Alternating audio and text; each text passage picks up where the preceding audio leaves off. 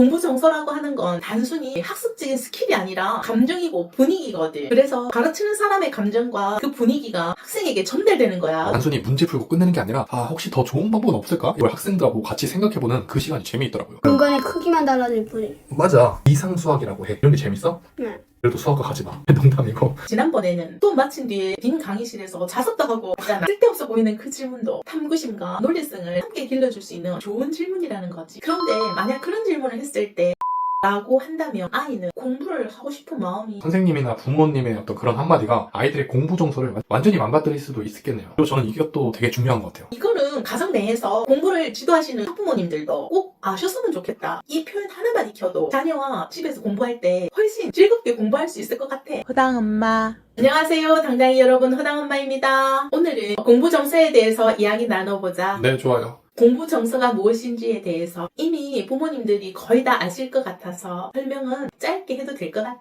공부 정서란 한마디로 공부할 때 느끼는 감정이라고 할 수 있을 것 같아. 공부를 떠올리면 어떤 생각이 들어? 라는 질문으로 대신해도 될까요? 그렇지. 그렇게 하면 더 쉽겠다. 학습에서는 이 공부 정서가 엄청 중요해. 왜냐하면 아무리 좋은 방법과 스킬이 있다 할지라도 학생이 그걸 받아들일 준비가 안 돼 있다면 소용이 없거든. 그러네요. 아무리 좋은 선생님, 부모님이 가르쳐줘도 속이의 경읽기처럼 될 수가 있겠네요. 그래. 그러면 이 공부 정서를 좋게 하는 방법은 무엇이 있을 것 같아? 네, 일단 제가 아이들을 가르치면서 느낀 점을 좀 말씀드려 볼게요. 그래. 아이들이 너랑 공부하는 거 엄청 좋아하더라. 어떤 아이는 너랑 같이 하는 수업을 절대 멈출 수 없고 계속 공부를 같이 해야 한다라고 엄마한테 말씀을 드렸다고 해. 진짜요? 지난번에는 수업 마친 뒤에 빈 강의실에서 자습도 하고 있잖아. 그 학생이군요. 저도 그 학생이랑 같이 공부하는 시간이 진짜 즐거운데. 방금 너가 아주 중요한 핵심을 이야기했어. 뭐요? 가르치는 사람도 진심으로 즐거워야 하는 거지. 공부 정서라고 하는 건 어쨌든 단순히 학습적인 스킬이 아니라 감정이고 분위기거든. 그래서 가르치는 사람의 감정과 그 분위기가 학생에게 전달되는 거야. 그거 진짜 맞는 것 같아요. 일단 저는 수업할 때 그 내용이 너무 재미있거든요. 수학을 예시로 들면 저는 그 수학적 개념의 탄생 배경과 그 필요성까지 생각해본 게 저는 너무 재밌더라고요. 그리고 또 단순히 문제 풀고 끝내는 게 아니라 혹시 더 좋은 방법은 없을까? 이런 걸 고민하는 게 되게 재밌었어요. 그래서 저는 그걸 학생들하고 같이 생각해보는 그 시간이 재미있더라고요. 그래, 아이들이 너와 그런 시간을 가지는 걸 재밌어하고 즐거워하는 거지. 근데 저는 누구나 이 탐구심과 호기심이 있다고 생각을 하거든요. 물론 어떤 학생은 처음에 좀 상당히 학습 어떤 무기력? 이런 게 모습이 나타나기도 하는데 그런 학생들도 조금만 질문해주고 궁금증을 유발해주면 되게 재밌어 하거든요. 맞아. 그 탐구심과 호기심을 지켜주고 적극적으로 지지해주는 게 너무나 중요하지. 그런데 그 호기심과 탐구심이 사라지는 이유는 도대체 뭘까? 탐구하지 못하도록 하는 거 아닐까요? 맞아. 탐구하고 싶은 마음은 있는데 그것을 귀하게 여기고 함께 찾아가줘야 하는데 현실에서는 그걸 못하게 하는 거지. 탐구하고자 하는 마음은 주로 질문으로 표현되거든. 그러면 그 질문을 귀담아 듣고 함께 고민해주고 찾아봐주는 거지. 그거 진짜 중요한 것 같아요. 최근에 어떤 학생이 저랑 문제를 풀다가 질문을 했거든요. 저는 그 질문에 답을 이미 알고 있었어요. 그리고 누군가의 눈에는 그게 직관적으로 당연히 그 학생의 생각이 틀렸다, 잘못됐다는 걸 알 수 있었거든요. 근데 일단 저는 그 학생의 생각이 틀렸다고 말하지도 않았고 아예 답을 가르쳐 주지 않았어요. 대신에 그 질문의 해답을 찾기 위해서 직접 관찰할 수 있도록 지도를 해줬거든요. 그랬더니 너무 재밌어 하더라고요. 공간의 크기만 달라질 뿐이. 맞아. 처음에 얘는 모서리가 있기 때문에 뭐가 다르지 않을까요? 라고 처음에 생각을 했었지. 사각형일 때랑 원일 때랑 개수가 달라지지 않을까? 하는 게 궁금했었잖아. 그래서 그걸 확인해보다 보니까 막상 그림을 내가 똑같이 그려주다 보니까 깨달음이 있었지. 이거를 공부하는 학문이 있어. 대학교 가면 위상수학이라고 해. 위상수학.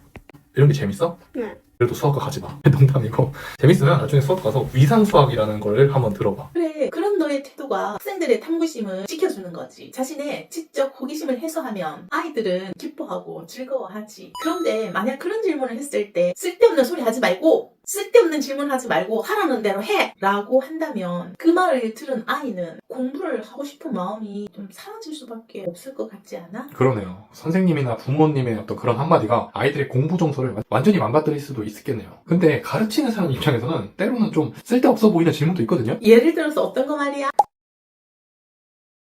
이거 실제로 제가 한 초등학생한테 받은 질문인데 더하기는 왜 십자가 모양으로 쓰고 빼기는 왜 짝대기 하나로 써요? 라고 묻더라고요. 이 질문을 만약에 엄마가 받으시면 뭐라고 대답하실래요? 쓸데없는 질문 하지 말고 빨리 계산이나 해. 이렇게 말할 것 같지는 않지만 그래도 대답하기가 참 좀 어렵기는 할 것 같은데? 그렇죠. 저도 그 질문을 봤는데 좀 당황스럽긴 하더라고요. 그래서 반대로 제가 물어봤죠. 너는 어떻게 생각하니? 라고요. 그랬더니 얘가 곰곰이 생각하기 시작하면서 그때부터 저랑 같이 토론을 하게 된 거죠. 그래서 내린 결론은 뭐냐? 진짜 중요한 결론을 내렸어요.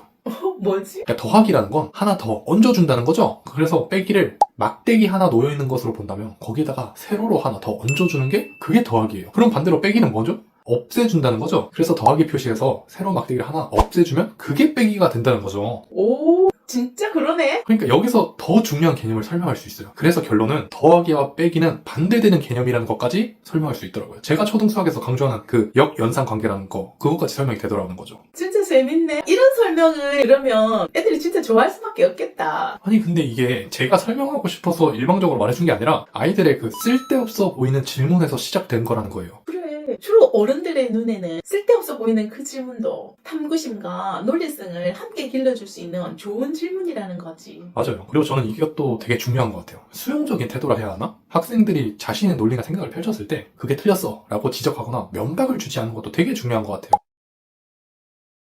그래, 그것도 너무 중요하지. 저는 주로 이제 수학을 가르치기 때문에 수학적으로는 틀리고 맞고가 명확하거든요. 응, 수학에서 그럴 수도 있고 아닐 수도 있다 이런 게 잘 없잖아요. 그렇지. 특히 문제 풀 때요. 근데 저는 학생들이 만약에 틀린 방향으로 가더라도 그냥 그 방향으로 가게 냅둬요. 그러면 그냥 틀리게 놔두는 거야? 네, 그래서 일단은 그냥 틀리게 냅두고 나중에서야 얘기를 해주죠. 근데 그 얘기를 해줄 때도 너 이거 틀렸으니까 다시 해봐 라든지 이건 이렇게 하면 안 되지 라는 표현을 쓰지 않아요. 그럼 너는 뭐라고 표현해? 저는 이 부분 다시 한번 생각해볼래? 이 한마디면 이제 아이들은 눈에 불을 켜고 다시 생각을 해봐요. 아니면 이렇게 묻는 거죠. 너가 그렇게 풀었는데 그렇게 풀면 어떤 문제가 생길까? 어떤 모순점이 생기지? 라고 물어봐요. 그럼 이런 질문을 통해서 스스로 논리적 빈틈이나 모순을 자각하게 해주는 거죠. 같은 말이더라도 부정적인 말이 들어가냐 안 들어가냐의 차이인데 이 차이가 사실은 좀 엄청 크지. 그렇죠? 사람은 누구나 지적받으면 기분이 상하거든. 그 지적이 사실이든 아니든 말이야. 그런데 그 지적을 자기 스스로 하면 신기하게도 기분이 나쁘지는 않아. 너가 하는 그 질문의 형태를 보면 너가 직접 아이들을 지적하는 게 아니라 아이 스스로 잘못된 지점을 되돌아볼 수 있게끔 자기 스스로를 되돌아보는 질문이라는 거지.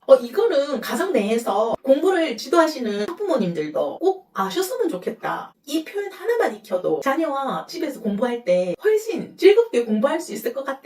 이게 그 정도인가요? 그럼. 그렇게 말씀해주시니 감사하네요. 어쨌든 이걸 시청하고 계신 당당히 가족들도 자녀들과 집에서 함께 공부하실 때 꼭 한번 적용해 보셨으면 좋겠네요. 요즘은 부모님들께서 감정의 수용에 대해서는 잘 아시거든. 네. 그래서 아이가 감정을 이야기할 때 고개 끄덕이면서 공감하고 수용을 하셔. 근데 공부만 시작되면 뭔가 전투 자세가 되면서 그 공부에 대해서는 수용력이 많이 떨어지시거든. 근데 이제 공부라는 게 수용해주기보다는 내가 어떤 좋은 정보, 좋은 스킬을 전달해줘야 된다 하고 약간 지식의 어떤 전달자로서 역할을 많이 해주시려는 것 같아요.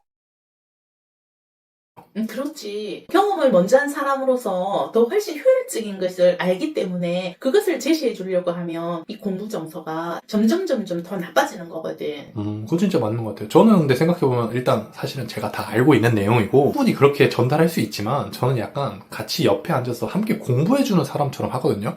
어쩔 때는 조금 연기도 해요. 그러니까 약간 이건 왜 그럴까 하면서 연기도 조금은 하거든요. 근데 그런 태도에서 이제 같이 뭔가 쌓아가는 재미를 아이들이 느끼는 것 같아요. 그래서 아이들이 집에서는 공부를 잘 안 하는데 너한테만 오면 뭔가 탐구자의 자세가 되는구나. 그러니까. 근데 이걸 보신 학부모님들, 당당히 부모님들도 이제 이렇게 함께 탐구를 해주실 수 있겠죠? 그럼 너가 어렸을 때 엄마는 나름대로 함께 탐구했던 그거 아니겠니? 아닌 것 같은데 진짜 몰랐던 거 아니에요? 그런 것도 없잖아 있어. 정말 몰라가지고 네. 되돌아 질문을 하는 거지. 너는 어떻게 생각해? 이렇게 하면 그 사이에 엄마 잠깐 생각하고 저는 그리고 이제 고민을 하게 되고 그렇지. 그 시간 동안 엄마 정리하고 그리고는 또 우리 이거 좀 생각해서 다음날 이야기하자 하고 엄마 살짝 찾아보는 거지. 그러면서 저도 이제 한번 찾아보고 공부도 해오는 거죠. 그래 그렇게 해가지고 오늘날 너 같은 거지. 네. 이것처럼 이제 당당히 가족들도 댁에서 좀 즐겁게 공부를 할 수 있으면 좋겠네요. 그래 맞아. 호당 엄마.